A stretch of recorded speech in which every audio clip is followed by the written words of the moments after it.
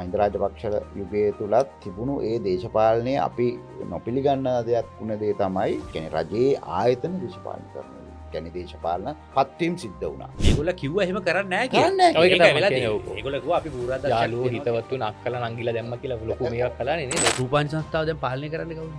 ජනතා විමුක්ති විරෝධී සමිතිය. තිබිච්ච දැනටත් වඩා පල්ලෙහාට කඩා වැටීම් යනවා. ITN එකත් හොම්බෙන් යනවා, චිත්‍රපට සංස්ථාවත් හොම්බෙන් යනවා. ගුවන්විදුලිය හොම්බෙන් නෙවෙයි කැරකි යනවා. කාටවත් ගානක්වත් නැහැ. දැන් මහලු කයිවාරු ගහුවේ මේගොල්ලෝ. එහෙම ගන්න රාජ්‍ය පරිපාලන අමාත්‍යාංශයේ කාර්යාල කාර්ය සහායකයන්ට තරමක්වත් දැනුම නැහැ මේ කවිසෙන් රත්න. ඒ කියන්නේ කවිසෙන් රත්න කතා බහ කරන එකෙන් අපිට තේරෙනවා. එයා හිතන් ඉන්නත් එයා තාම ඉන්නේ ජාතික ජනබලවේගයේ වේදිකාවේ ඉන්නවා.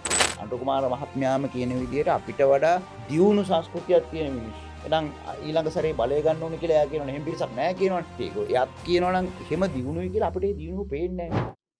දැන් මේ ආණ්ඩුව පත් කරන්නේ මේ රටේ ඡන්දදායකයන් දේශපාලන සංස්කෘතියේ වෙනසක් බලාපොරොත්තු වෙලා. හැබැයි සමහර ඒවා වෙනස් වුණාට සමහර ඒවා පරණ එකම හැම දිගට පවත්වාගෙන යන ආකාරයක් අපිට දකින්න. විශේෂයෙන් සමහර තැන්වල අපි දකිනවා මේ අමාත්‍යාංශ ලේකම්වරු පත් කිරීම, ආයතන සභාපතිවරුන් පත් කිරීම, මේ වගේ මේ පත් කිරීම වලට තමන්ගේ දේශපාලන හිතවතුන් පත් කිරීම අපි දකිනවා. සහ ඒකේ ඊගාව එක තමයි අර එහෙම පත් වෙන අපි තුමා ආයතන සභාපතිවරු එහෙම මේ පක්ෂයේ ප්‍රවර්ධනය කිරීමේ කටයුත්ත තමන්ගේ තනතුරු ඉඳමින් කරනවා.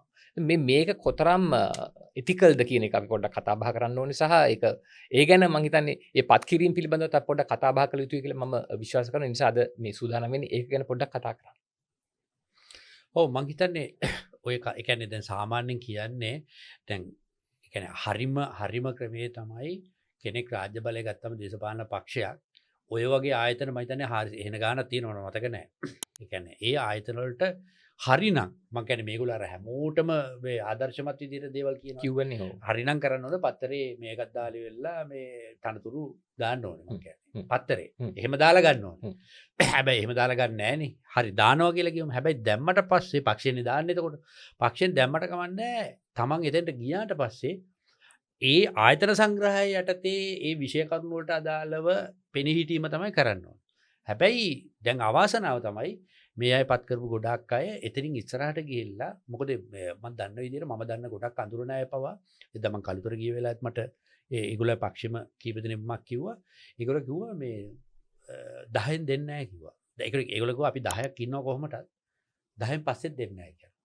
එතකොට මං කියන්නේ ඒ වගේ මතවලට එළඹෙනවා නම් එළඹීමේ මූලික ලක්ෂණ තමයි ඔය පත් කරපු නිලධාරියෝ අර තමන්ට තියෙන රාජ්‍යමය කටයුත්තේ රාජ්‍යමය කර්තව්‍යය ආයතනයට සම්බන්ධයෙන් කරන්නේ නැතුව ඒකෙන් පිට ගිහිල්ලා ජනතා විමුක්ති වෙරණෝ මාලිමාව පිළිබඳව ප්‍රවර්ධන කටයුතු වල යෙදෙන්නේ. ඉතින් ඒක වැරදි.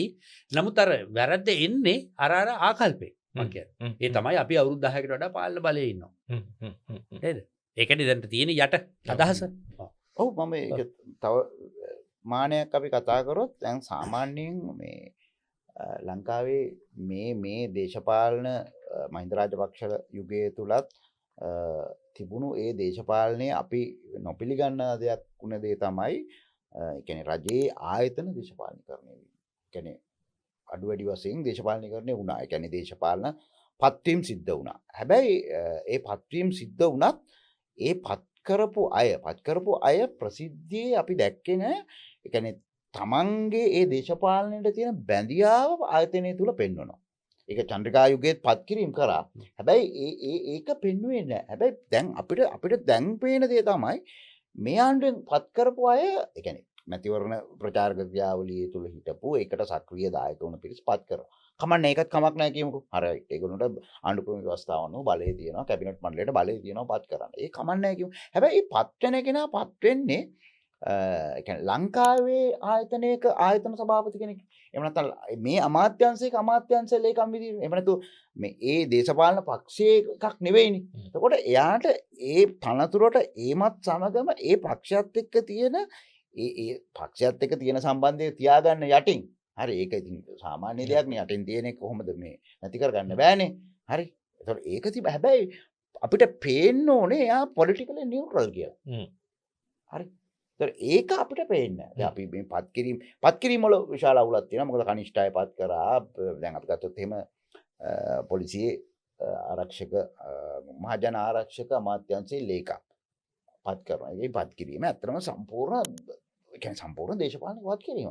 මොකද ඔහු ඇවිල්ලා මාණ්ඩලික සේවාවකට අයිති මේ සාමාන්‍ය අපි දන්නවා ලේකම් කෙනෙක් කියන්නේ මේ කියන්නේ පරිපාලන සේවයේ අඩුම ගානේ අවුරුදු 28ක 30ක පළපුරුද්දක් තියෙන එහෙම කෙනෙකුට තමයි දෙන්නේ අමාත්‍ය අතර ලේකම්. නමුත් මෙයා එහෙම කෙනෙක් නෙවෙයි. හැබැයි ඒත් කමක් නැහැ කිව්වේ. ඉතින් එහෙම පත් කරා. හරි පත් කරායින් පස්සෙත් එයා කරන්නේ මොකද්ද? එයා කරන්නේ ඊගේ දේශපාලන ප්‍රවර්ධනය කරනවා. එයාට අමතකයි එයා හිතාගෙන ඉන්නත් එයා තාම ඉන්නේ අර මේ ජාතික ජනබලවේගයේ වේදිකාවේ ඉන්නවා කියලා. ඉතින් මොකද එයා ඒ අමාත්‍යංශයේ ලේකම්ධාරිතාවෙන් කතා කරන්නේ අර කරුණු. ඉතින් ඒ වගේ තත්ත්වයක් තියෙනවා. ඉතින් මේක මේ කියන්නේ එතනින් ඉහළට ඇවිල්ලා නැහැ. එතනින් ඉහළට ඇවිල්ලා නැහැ කියන්නේ තමයි. ලේකම් මට්ටමට ඇවිල්ලා නැහැ. ලේකම් මට්ටමට ඇවිල්ලා නැහැ. ඒතර මෙහෙම ගියාම ආයතන බිඳ වැටෙනවානේ.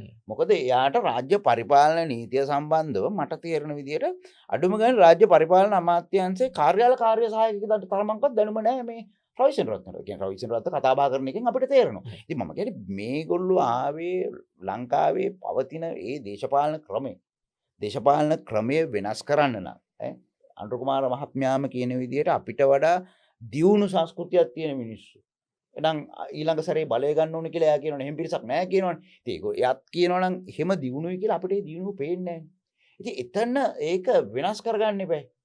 එහෙම නම් එකපාරටම බැරිලා පස්සේ වෙනස් කරගන්න ඉදන්නේ නේ ටිකින් ටික. නෑ මෙහෙමයි අපි ගත්තොත් මේ මාණ්ඩලික සේවාවල මිනිස්සු නැතුව නෙවෙයිනේ. හරිද ඒකෙන් වෙන්නේ මේ මිනිස්සු තරහ වෙනවනේ. මම කියන්නේ රබීසෙන විරත්නේ ඒගොල්ලෝගේ මැතිවරණට උදව් කරා කියලා මම කියන්නේ മന്ത്രി කෙනෙක් කරලා ගන්න. ඒක ගැටලුවක් නැහැ. මේ ශානියා බේසේ කරත් മന്ത്രി කෙනෙක් කරලා ගන්න. මට ජාතික ලැයිස්තුවෙන් දාන්න. ජාතික ලැයිස්තුවෙන් දාන්න. අපි ඒක ගැටලුවක් නැහැ නේ. නේ මට කියන දැන් මෙහෙම හිතවතුන් ඕනේ ඇත්තටම නැත්තම් ඔය මේවා දුවව ගන්න බැයිද? අඳුරන කවුරු ලේකම් කෙනෙක් හිටියේ නැත්තම් තමන්ගේ පාලනය. බෑ කියන්නේ මෙහෙම අපි ගමු විදුලි බල හා බලශක්තිය අමාත්‍යාංශයේ ලේකම් කරේ. විෂය කරුණු දන්නවා. පරිපාලන කටයුතු දන්නේ නැහැ. ප්‍රතිපත්ති මේ රාමුවක් ඇතුළේ වැඩ කරන විදිහ දන්නේ නැහැ. ඕක තමයි වෙන්නේ. වැඩේ ඉතින් දන්න විෂය කරුණු දන්නවා. වැඩක් නැහැ විදුලි බල හා බලශක්තිය අමාත්‍යාංශයේ පරිපාලනය කරන දන්නේ නැහැ.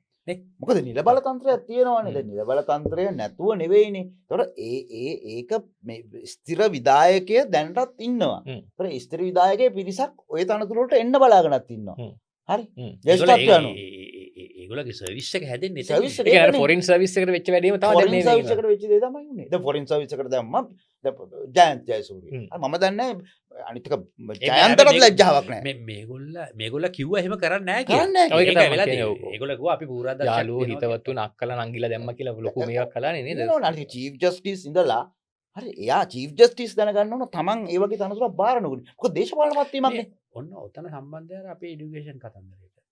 අරම අපි කතා කරේ ඒ කියන්නේ ජයන්ත ජයසූරියලගේ පරම්පරාව කියලා කියන්නේ අර අපි කතා කරපු නෝම්ස් ටික තියෙන අධ්‍යාපනයේ ඒ ට්‍රේනින් එකෙන් ආපු අය නෙවෙයි. ඒ මම කියන්නේ දැන් අපි විතරයි මේක කතා කරන්නේ. ඒ කියන්නේ ඒකෙන් ආව නම් එයා ටක් ගාලා අර ලොකුම තනතුරකනේ ඉන්නේ. එයා ගෙදර යනවා. ගෙදර ගිහලා යම්කිසි ලෝ පිළිබඳ මොන හරි පොත් ලියනවා. ඒ වගේ වැඩවලට න්‍යා යන්න ඕනේ. මේ ආයි යනවා වෙන්න රස්සාවල් වලට. නෑ ඒක වෙන්නේ නැහැ. මොකද අවුරුදු 65 නේ 65 කියන්නේ උපරිමය. කියන්නේ සාමාන්‍යයෙන් රජයේ අනිත් එක මම දන්න විදිහට මේ ජගුව වාහනිකුත් දෙනවා. ඒ රිටයර් වෙනකොට මම කියන්නේ එච්චරට පහසුකම් දෙනවා ආණ්ඩුවෙන්. ඒ කියන්නේ රිටයර් වෙන කෙනෙකුට චීෆ් ජස්ටිස්ට උපරිම පහසුකම් දෙනවා. හොඳින් ජීවිතය ගත කරන්න. ගරුත්වයක් ඇතුව තමන්ගේ විශ්‍රාම ජීවිතේ ගත කරන්න රාජ්‍යයේ සියලුම දේවල් ටික දෙනවා එයාට. ඒ දුන්නම එයා කල යුත්තේ එයාගේ යුගයේදී පරිතිච්ච නඩු විභාග ආරෝමය ඒව ගැන අන්න ලියන්න පුළුවන් රිවිව් කරලා පොත් ලියන්න අන්න ඒ වගේ දෙයකටයි යන්න ඕනේ නේ. ඔව් දැන් රංජිත් අමරසිංහ මම ගොඩක් වෙලාවට නීතිය ගැන ඉගෙන ගන්න රංජිත් අමරසිංහ. ඒතර එයා විශාල සාහිත්‍යයක් එකතු කරලා තියෙනවා. මොකද ජයන්තටත් ඒ වගේ දෙයක් කරන්න පුළුවන්. හැබැයි මේ මෙතනට ගියාම මම හිතනවා ලංකාවේ අධිකරණ ක්‍රමයේ සම්බන්ධව මට ලොකු ගැසීමක් ඇති වුණා මේ ජයන්ත මේක බාරගත්තේ. හරි. මම මේ ළඟදී මල ගෙදරක් ගියා. එතකොට එතන හිටියා මේ නීති පීඨේ කීර්තිමත් මහාචාර්යවරයා මම නම කියන්නේ එතුමියත් මේක ගැන ඉතා කම්පණයෙන් කතා කරා. හරි එතුමියත් කම්පණයෙන් කතා කරා බලන්න මේ කරපු වැඩේ කියලා මේ ඉංග්‍රීසියෙන් කතා කරේ. එතනදී එතුමියගේ අප්‍රසාදේ වල කළා. මට මේක තව පොඩි පැහැදිලි කර ගැනීමක් මේක මේ ඒ කියන්නේ දැන් මේ ආණ්ඩුවට ඕනනම් නිදහසට කාරණාවක් විදිහට කියන්න පුළුවන් අපිට හිතවත් අය මේ රාජ්‍ය සේවය නැහැ. අපිට හිතවත් අය නැහැ පත් කරගන්න. ඒ නිසා තමයි අපිට එළියෙන් දාන්න සිද්ධ වෙන්නේ වගේ අදහසක් කිව්වොත් එහෙම අයව දාලා හිතවත් එහෙමද ඒක? ස්ථිර විධායකයෙක් කොහොමද මනාරද එහෙම වෙන්නේ? ස්ථිර විධායක කියන්නේ ඒක පොලිටිකලි නියුට්‍රල් නේ. ඉතින් ඒක මොන හරි පොලිටිකල් බැඳීම් තියෙනවා නම් ඒක අයින් කරන්න. එහෙම ඉන්න නිලධාරීන් ඉන්නවා නම් මහින්දලාගේ ගෙදර කුස්සියේ හිටියා මේ කන්න ගියා නාන්න ගියා හරි මොනවා හරි ඒ වගේ ඒවා තියෙනවා නම් ඒගොල්ලෝ අයින් කරන්න. හරි?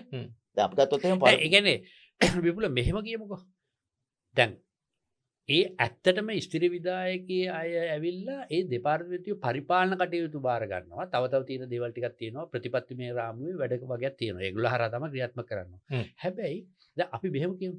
දැන් අපි දෙන්නම දන්නවා এডুকেෂන් මිනිස්ට්‍රිය ඇතුළට ගිහිල්ලා කොහොමද මේක රිෆෝම් කරන්නේ. අපිට ඔය කවුරු හිටියක් කවන්නේ. ඒ කියන්නේ අපි දන්නවනම් අපේ වැඩේ කරන්න දැනගන්න ඉමේජිනේෂන් එක තියෙනවනේ. මේගොල්ලන්ට තියෙන මේගොල්ලන් කරව ගන්න වැඩේ. ඒ පරිකල්පනයක් නැහැ තමන්ගේ වැඩේ කරන්න. එතකොට ඉතින් අරයාගේ මත තමයි යපෙන්නේ. අරයා මත යපෙන්නේ යනවා. දැන් පැහැදිලි වෙනස. දැන් පැහැදිලි. නැති එහෙම නැත්තම් කට්ටිය අලුතින් බඳව ගන්න. දැන් ප්‍රයිවට් සෙක්ටර් එකෙන් දැන් බඳව ගන්න පුළුවන්.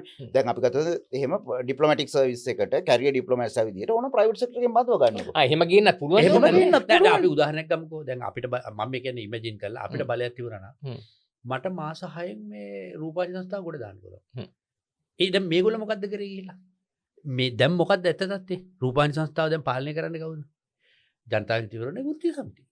තිබිච්ච දැනටත් වඩා පල්ලෙහාට කඩා වැටීම් යනවා.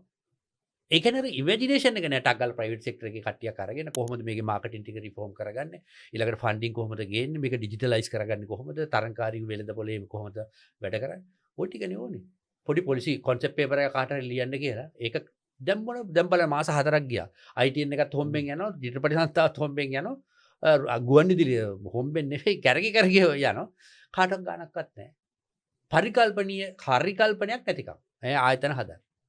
අනිත් එක සැලසිනිත් එහෙමයි. සැලසිනිත් ඔය ඔක්කොම පැකේජ් එක ගන්න එකට ගත්තොත් කල්චර් ඇන්ඩ් මේවා කියලා ඒ ඔක්කොම ඉවරයිනේ. දැන් මහලු කයිවාරු ගැහුවේ මේගොල්ලෝ. මම කිව්වේ. නේද? ඒ කියන්නේ දැන් එක එක මන් දන්න පාර්ලිමේන්තුවේ නේද?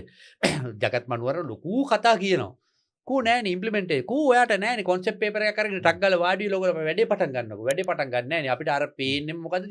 රූපවාහිනී සංස්ථාව, චිත්‍රපට සංස්ථාව ඒවා මේ නිකන් කපුටෝ කෑ ගහන ඔන්න ඔයගේ සද්ද ටිකක් විතරයි ඇහෙන්නේ.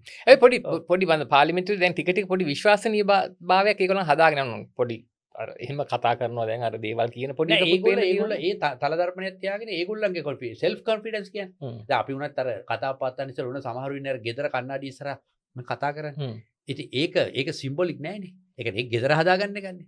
ඉතින් දැන් පාර්ලිමේන්තුවේ ඒගොල්ලම හදාගන්න වාඩි වෙලා අහන කොහොමද මේ කතාව? අර මරු වාරේ. දැන් තාම ඒගොල්ලෝ පුරුදු වෙනවා මම කියන්නේ. අර ඉන්කියුබේටර්ස්ලා අර ඉන්කියුබේටර් කියලා කියන්නේ අර ඒ කියන්නේ මොකක්ද? බීජෝෂණ බි අන්නේ ඕක ඉතින් කවදා අවුරුදු ගිහින් ඉවර වෙයිද දන්නේ නැහැ ඕක.